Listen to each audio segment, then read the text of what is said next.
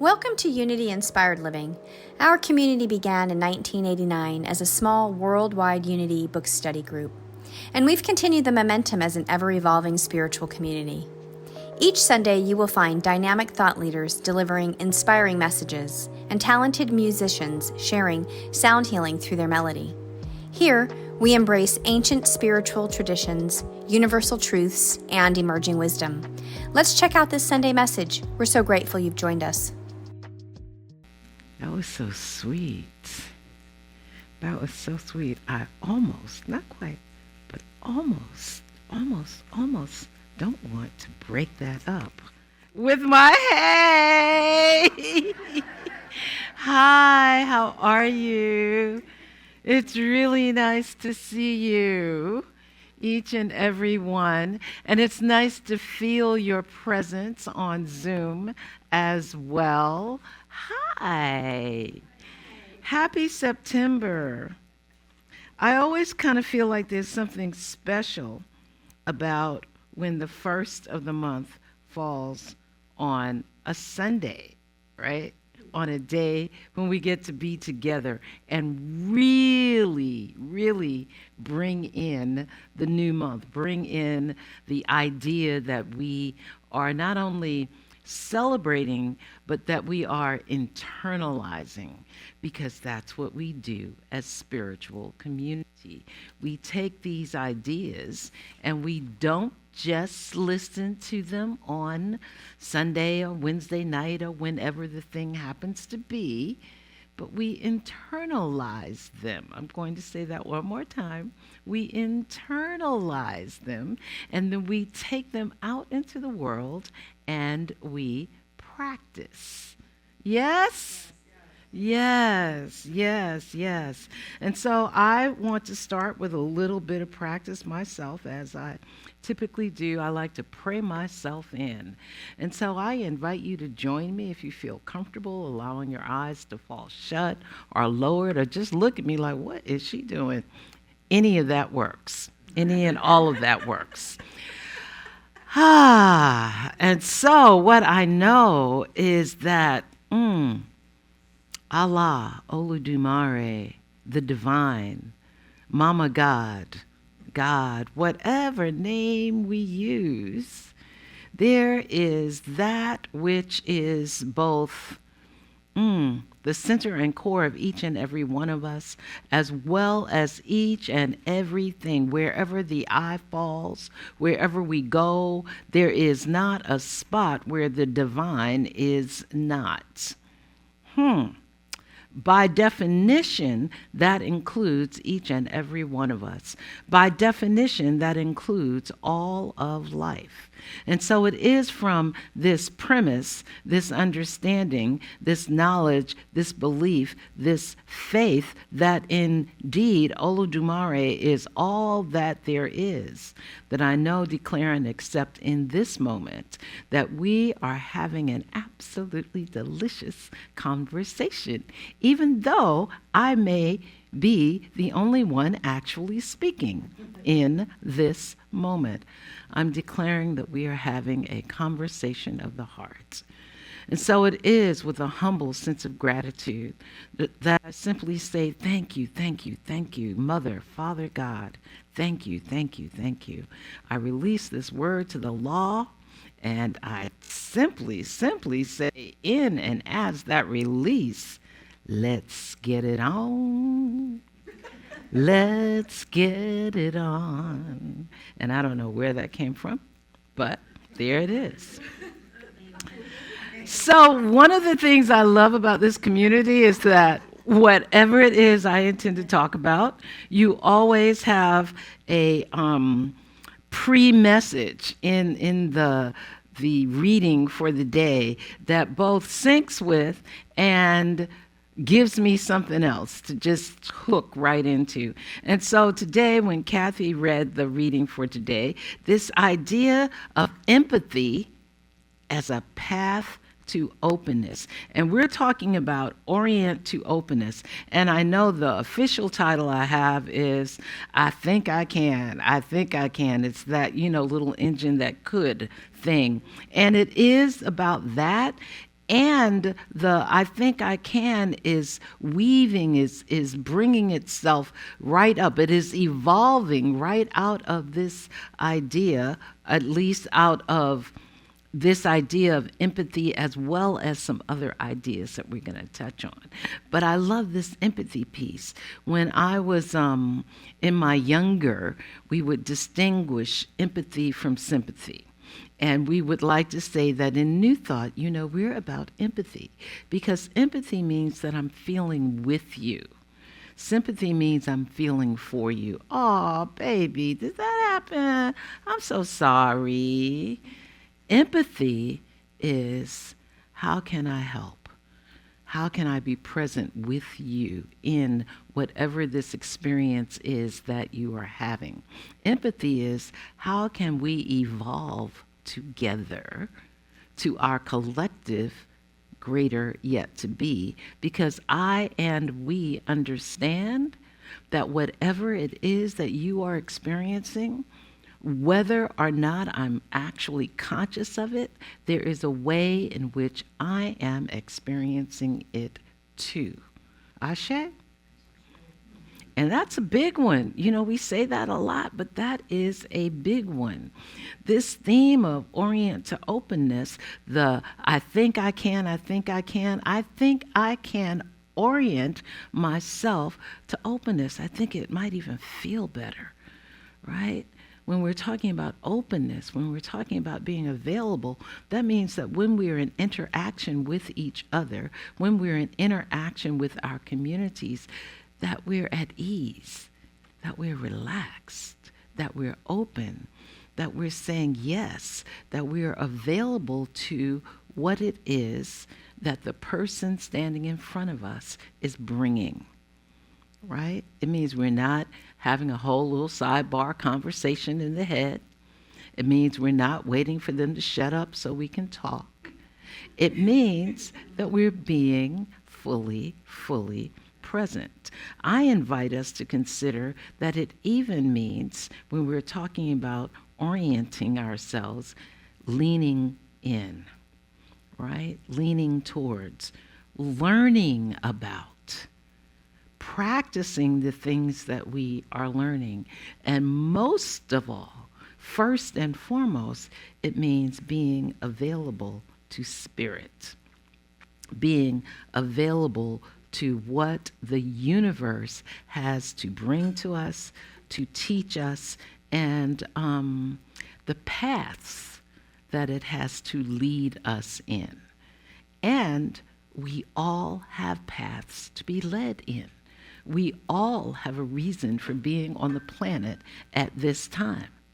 We all signed up at some time in our experience of life, understanding that life is a continuum that does not have a definitive beginning nor a definitive end, regardless as to how we view that in our humanness, in our spiritualness. We know that it's a continuum. And some of us, this one, for example, believe that we actually sign up, right? We go, I want one of those bodies. Yeah, that looks like fun. And as I look around this room, y'all, we have experienced so much, and it just keeps getting better. I see some of y'all, well, what does she mean by better? Exactly. And I'm going to say it again. It just keeps getting better. Now, I am the spiritual practices minister. I am the one that's like, are you doing your spiritual practices? Are you doing your prayer? Are you doing your meditation? Right? Are you doing your affirmations? Are we doing our spiritual practices? And one of my, I don't know what I want to call it, orientations, one of the ways in which I am oriented is that it is only through doing our spiritual practices that we get to thrive and we get to know what is uniquely, divinely, perfectly, and impeccably ours to do. And as we are doing that, miracles happen. Wonderliciousness happens. We get all kinds of good stuff showing up in our lives. Sometimes we get stuff showing up that doesn't initially appear good. Sometimes we get stuff that stretches us, that stretches muscles that we did not even know we had. You know what that's like? That can be like when you wake up, okay, it's the first of the month, I'm going to go walk. Haven't walked in 3 weeks. I'm going to go for a walk. I'm going to get in my 10,000 steps today.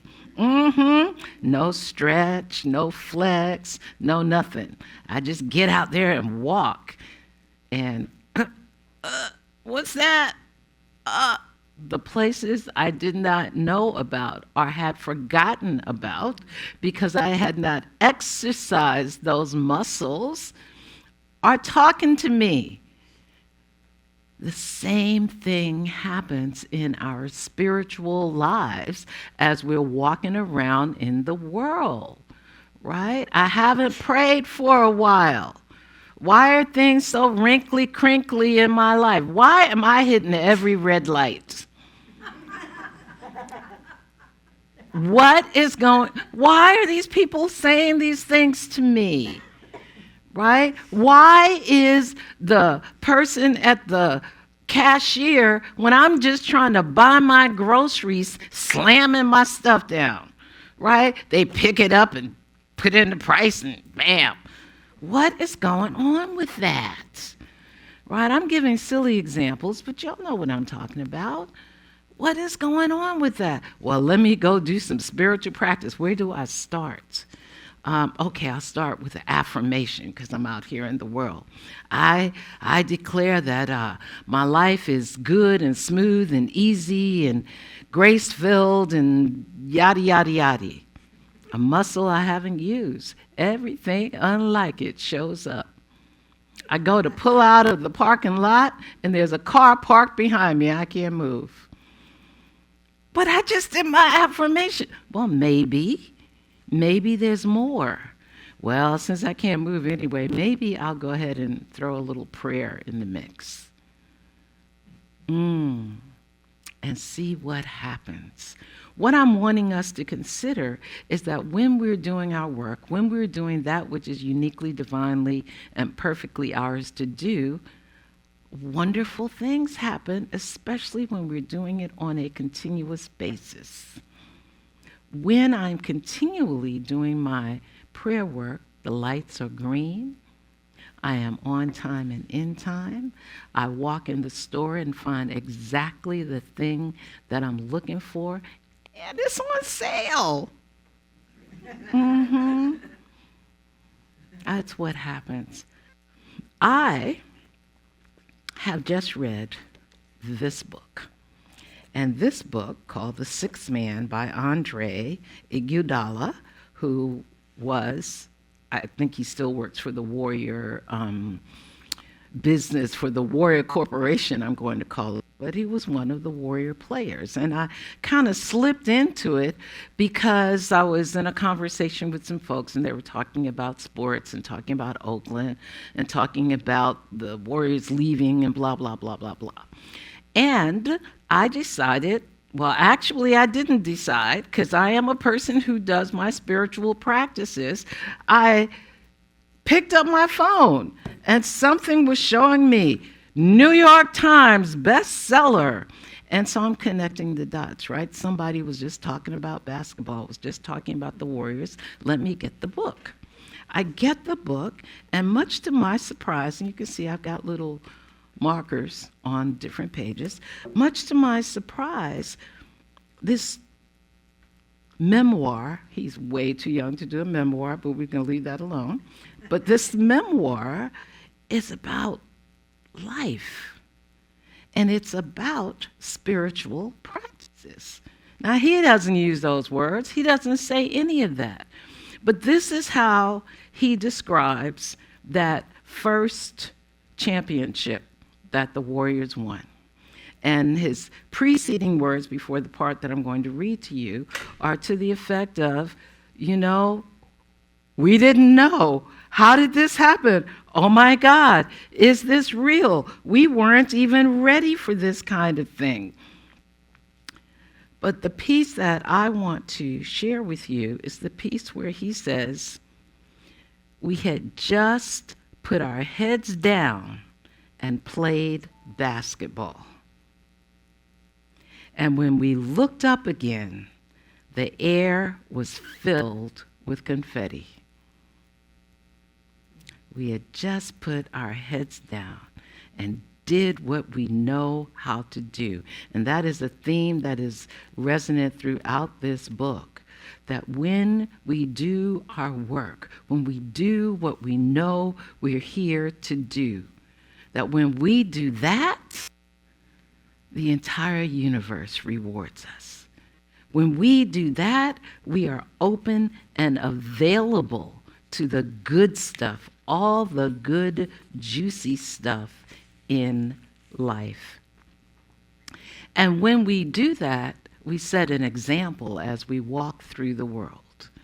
And people are paying attention. They're watching us.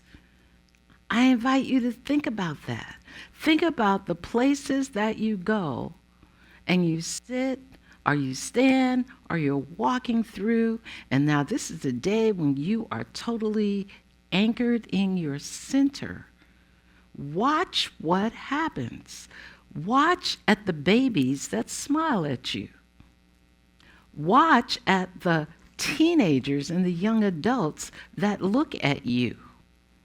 And they're looking at you because they can feel something from you, because you are literally walking the world as the light of the world. And I know that everybody in this room has had that experience. We have all at some time had the experience of perfect strangers being perfect heart connections, right? And so what I'm inviting us to do is to make that a regular, to make that a practice, to make that a way in which, and I think Jan said it earlier, we're willing to just be living out loud and fully present. Because sometimes what happens is when we notice that we're being noticed, we shrink, or we try to shrink, right? Like, I'm going to do this and then y'all can't see me. You can't see me, right? I'm hiding. We can't hide. And if you signed up to be here right now, you are not the hiding kind. You might think you are because of some life experiences you've had up until this very moment. But baby, the game is over. It is time to walk out loud and proud. It is time to respond to that attention that you're getting. Respond with a smile. Respond with some words of wisdom. And there's a lot of wisdom in this room. There's a lot of wisdom online. We have wisdom that we've gained simply from being alive and doing what? Our what?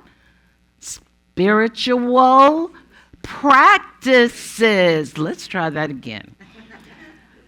We have wisdom from being alive and doing our spiritual practices. Yes, that absolutely make us a light in the world that we get to stand in and shine from. The invitation is to focus on what we want and what we want to see in the world, and not on what we do not want to see in the world. I have noticed that I get a lot of, and I've actually started cutting back on that, I get a lot of text messages about what the other guy is doing. I'm going to say it that way because these messages have an assumption, right? First of all, that they know who I think the other guy is. That's the first assumption. And so they give me a lot of information about what the other guy is doing. And I'm not sure I want that information in my mind. And frankly, at this age and stage, I'm not sure there's room for it either. Because I want to keep before me the moments of my high resolve. I want to keep before me the world that I want to see. I'm going to be a grandmother.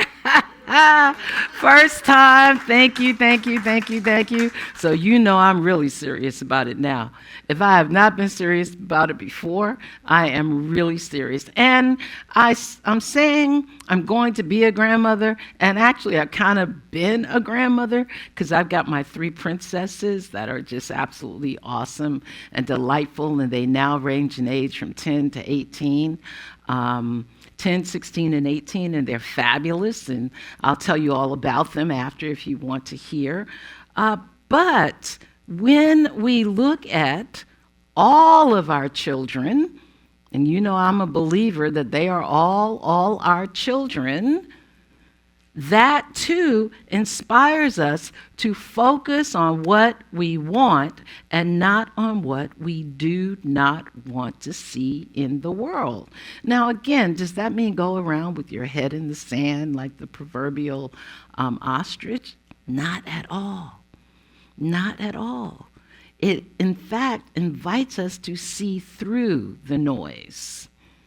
It invites us to seek out the truth.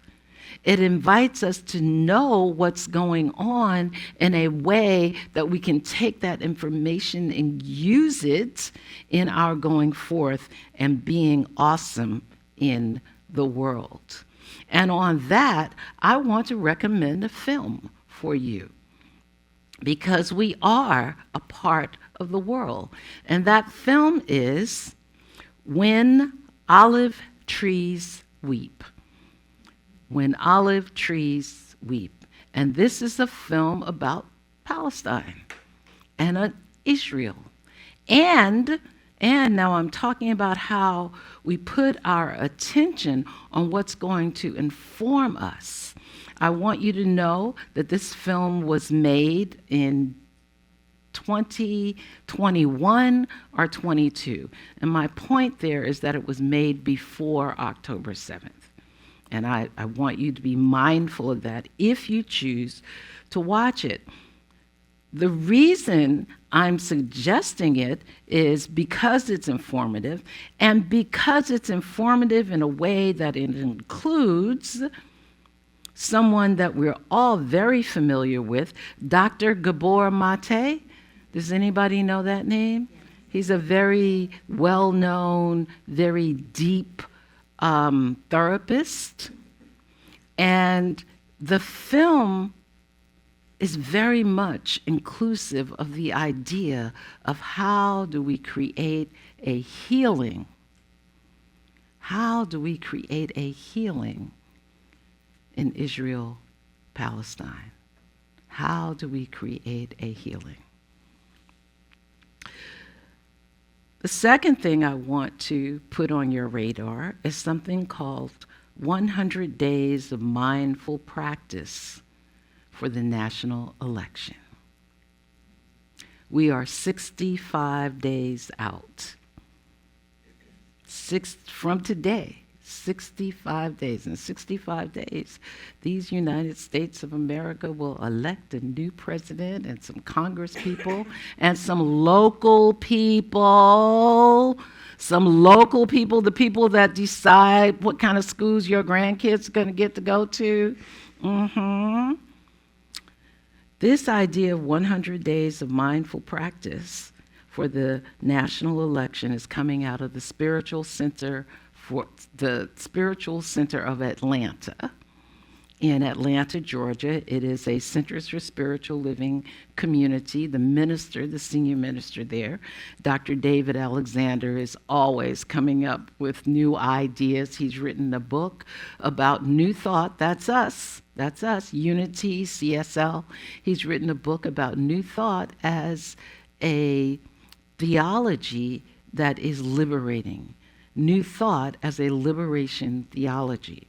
But I'm inviting you to tune in to this 100 days of mindful practice, because every day, if you choose to, you get a meditation on your phone. You get a meditation that is centering, that is calming, that I can't remember so far in the ones I've listened to, even having the word election in it. But there is a focus on spiritual principles, on peace, on love, on harmony, on grace, on these ideas that we know that when we're anchored in these ideas, when we're coming from those places, then we make choices that are whole. We make choices that are healing. We make choices that are for the good of everyone. And it's so easy to join. You text JOIN, JOIN. You text JOIN to area code 470-784-0250. And I will, of course, give it to you again at the end of service. We are living in the era of the feminine face of God. And what that means, fellas, I want to talk to you all specifically, the three of you that are in this room. What that means is that we all get to tap into the feminine face of God that exists within all of us. I'm going to say that again. There is a feminine face of God that exists within all of us. There's a masculine face of God that exists within all of us. And what we're invited to do is to exhibit those principles that have to do with what we've been saying all the time. Caretaking. Taking care of each other on a much bigger, broader scale. We want to be both more and less literal, meaning that we want to be more literal in terms of exhibiting those qualities that we may consider to be the feminine qualities in women. Now I'm talking to you, because, you know, a lot of us have had to be the boss. And in being the boss, we have taken on some, how shall we say, traits and characteristics that may no longer serve the good of the order. I just want to invite us to be with that. That may no longer serve the good of the order. So we want to be more literal in grabbing hold of those feminine qualities, and we want to be less liberal in the idea, well, if we're talking about that, that just means that's work for the women. And that's it. And so the men are being discounted. Nah.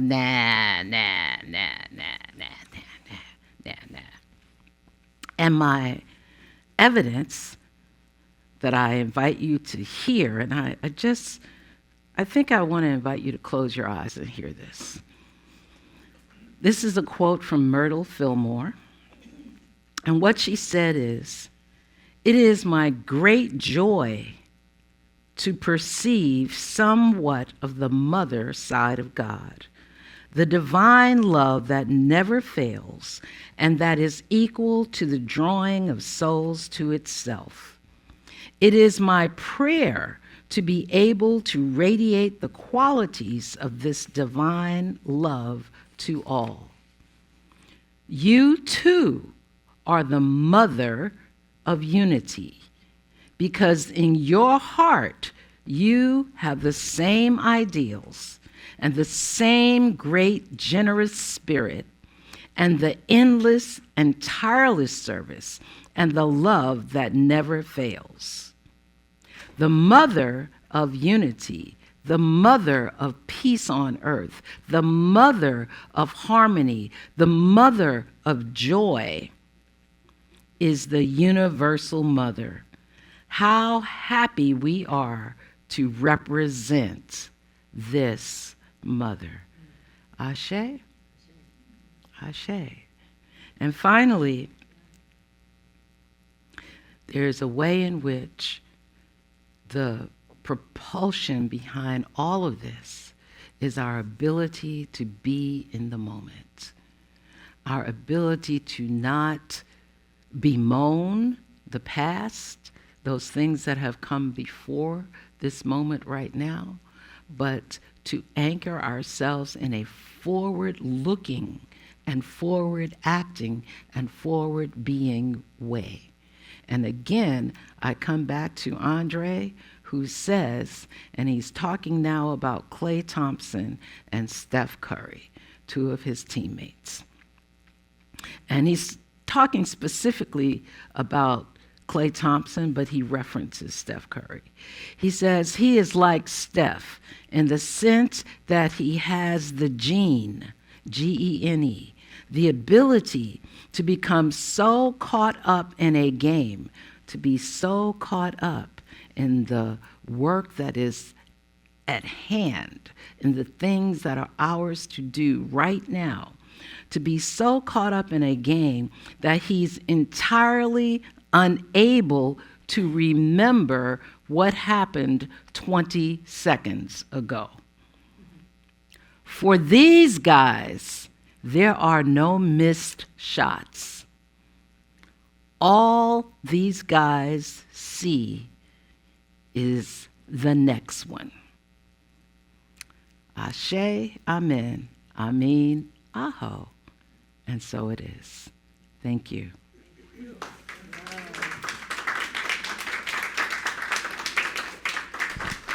All right.